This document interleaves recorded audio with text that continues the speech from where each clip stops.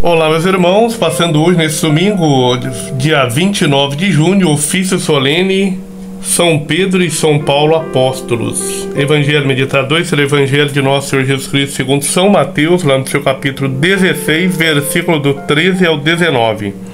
Tendo chegado aos confins de Cesareia de Filipe, Jesus perguntou a seus discípulos: quem dizem as pessoas ser o Filho do Homem? Eles disseram, alguns, João Batista, outros Elias, outros Jeremias ou um dos profetas. Ele lhes disse: e vós, quem dizeis que eu sou? Simão Pedro respondeu: tu és o Cristo, filho do Deus vivente. Jesus lhe respondeu: bem-aventurado é Simão Bar-Jonas, porque nem a carne nem o sangue te revelou isso, mas meu Pai que está nos céus. Agora te digo, tu és Pedro, e sob esta rocha edificarei a minha igreja, e as portas do Hades não triunfarão sobre ela. Dar-te-ei as chaves do reino dos céus. Assim, o que ligares na terra será ligado nos céus, e o que desligares na terra será desligado nos céus. Meus irmãos, o evangelho de hoje é maravilhoso. Ofício solene, essa grandíssima festa de São Pedro e São Paulo apóstolos. Essa solenidade maravilhosa desses dois grandes missionários e colunas da igreja. Dois pecadores escolhidos e transformados para testemunhar a boa nova, o Evangelho. São Pedro torna-se o primeiro Papa da igreja. Paulo expande o Evangelho na Ásia, na Europa e em suas viagens missionárias. Pedro é um apóstolo proativo. Reconhece-se pecador diante da grandeza de Deus na pesca milagrosa. Afasta-te de mim, Senhor, porque sou pecador. Caminha sobre as águas, mas afunda por sua fé vacilante, representando a cada um de nós no caminho de nossa vida, não é verdade? É o único que responde corretamente acerca da identidade de Jesus. Inspirado, cheio do Espírito Santo, e ele também promete dar a vida por ele, mas o nega diante de sua fragilidade e medo de ser preso e morto. Chora amargamente por não ter cumprido o que prometera ao Senhor. A tristeza da perda do Mestre logo dá espaço para a alegria de seu reencontro na Galileia, lá onde tudo começou. Jesus, que reconciliou por sua morte e ressurreição todo o gênero humano, também reconcilia Pedro. As três perguntas sobre se ele o amava saram as feridas da negação.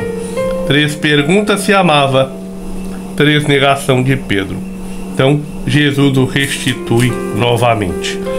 Jesus confirma o que havia dito, como pedra sobre a qual será construída a sua igreja. Pedro apacentará as ovelhas do Senhor. O apóstolo terá ousadia de dar a continuidade às obras do Cristo. Seguindo os passos do Mestre, ele será perseguido, torturado e preso, conforme nós vemos na primeira leitura, Atos dos Apóstolos, capítulo 12, versículo 1 ao 11.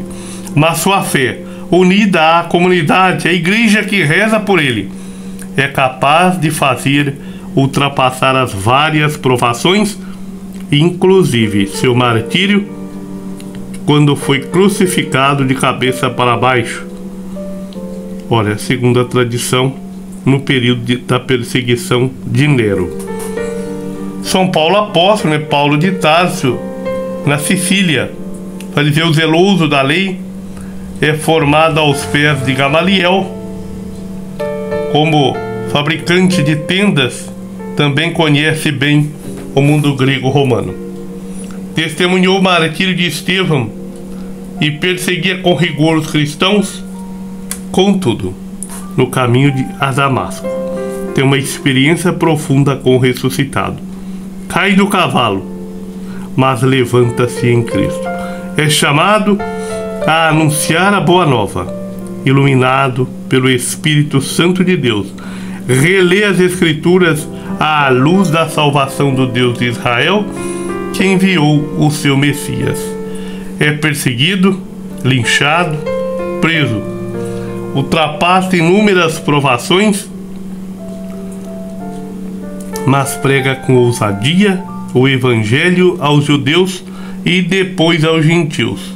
Seu testemunho fiel, no final, sobre o fim da sua missão, provavelmente escrito por um de seus discípulos, revela um homem com fé inquebrantável e ardente de amor pelo Cristo que o encontrou, conforme nós podemos ver hoje na segunda leitura, 2 Timóteo, capítulo 4, versículos 6 ao 18.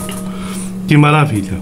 O apóstolo apela a César e termina sua missão em Roma, quando é decapitado, segundo a tradição, praticamente no mesmo período de Pedro.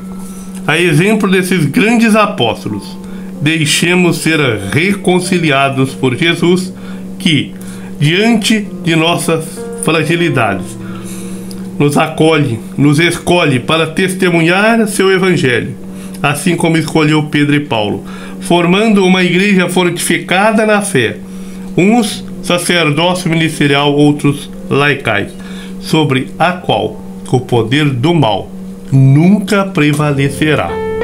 Essa é a nossa fé.